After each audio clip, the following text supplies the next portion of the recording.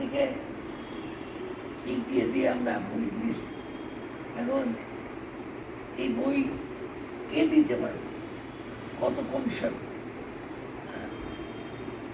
তো 3-4টে যে সাপ্লায়ার ছিল তারাই সবসময় টেন্ডারে জিতে, কারণ তারা দেয় 50% কমিশন। এত কমিশনে ওই দিলে পাবলিশার থাকে কি, কিন্তু 50% দেয় কি করে? সেটা দেখলাম অবশ্য।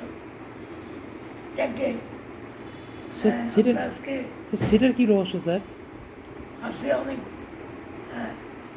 ইংল্যান্ডে ফার্স্ট এডিশন বিক্রি যদি না হয়, সেকেন্ড এডিশন বেরোল, ফার্স্ট এডিশনটা ওজন দরে বিক্রি হয়ে যায়। সেইগুলো কিনে আনে এরা,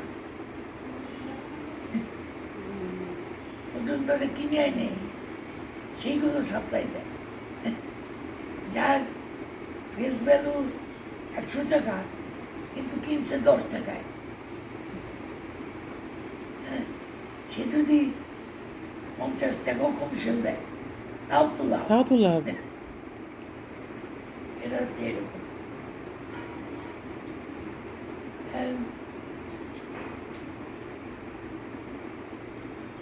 এখন এই তুমি ওদের বুঝতে পারছি না, কারণ আলামিন জানে না, এটা তো কথা না। সব লেখা আছে আমার কাছে, ইমেল। আমি যে ইমেল করছি আলামিনকে, এটা করবা, এটা করবা, এটা করবা, তার কপি তো আমার আছে ইমেলে। তাকে আর কেউ বলার তো দরকার নাই। সে আপনি মেল তো দেখে নাই, না ইমেলে উত্তর দিচ্ছে, কিন্তু কাজ করে নাই। ওই উত্তর দিয়ে শেষ, কাজ তো করেনি। কাজ করে নাই। সেটাই আমি ভাবতেছি, সে কাজ না করে মিথ্যা কথা বলবো কেন করে? ওই যে আগত কেউ করে নেই, এই জন্য আয়ও করে নেই। হ্যাঁ, আগে থেকে তো কেউ করে নাই, ওই জন্য আয়ও আগে করে নেই। আগে তো করার কথা না, হ্যাঁ তাদের তো ট্রেনিং দেওয়া হয়েছে।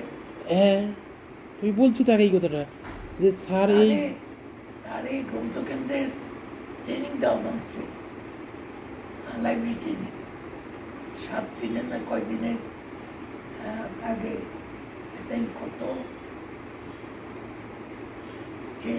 সেটা দেওয়া হয়েছে। তারপরে কম্পিউটার ট্রেনিং দেওয়া হয়েছে।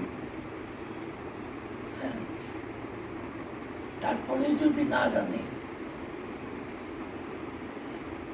সেটা তো ঠিক না। কি স্যার? মানে সে আবার হাফেজ ইমামতি করে, তো মিথ্যা কথা তো তার বলা উচিত না।